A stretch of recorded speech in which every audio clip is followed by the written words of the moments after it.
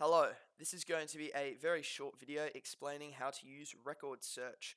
If you are ever stuck, come to the key points on the Discord. There's quite a few, but as long as you understand the difference between total service, overseas service, and frontline service, you'll be absolutely okay. So first, come up to the link and click on it. Scroll down to search the collection, and boom, we're at the search bar. All you need to do is put in the name. There's no need to use quotation marks like Trove. If you get a ridiculous amount of searches, put in the date of 1914 to 1919. But that shouldn't really matter. Okay, here we go. Now, time to use some critical thinking. Was he born in Melbourne and enlisted in Melbourne, or most likely born in Busselton and enlisted at Black Boy Hill Camp?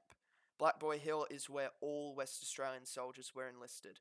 Once you find the record, you want to click on this View Digital Copy. Once this happens, you are now on their digital copy.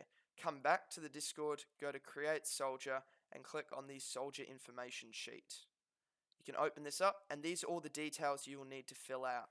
You can find most of these details on the very first page. You can find his name, was he married, so on and so forth. The second page shows his oath that he swore and includes the date that he joined the Defence Force. If you keep going, page 4 also has some additional details such as his height and religious denomination. You just need to fill these out as you go. After that, it's time to just explore. Go through the entire record before you start writing. Reason being is that, as we can see here, this is just scribbles. It's pretty hard to read, but I already know that on this record, if you skip to page 21, you can end up finding all that information again, but typed. Very easy to read. Each record looks different. Some soldiers have 18 pages, some soldiers have 100 pages, and some soldiers have 60 pages. You need to go through and making sure that you document each casualty that they suffered, putting it in the casualty box. If you're ever confused about how much information you should include, go to the soldiers page on the website, go to a soldier, and see what's included on the right-hand side. These are the details we include. As you can see, frontline service, so on, so forth.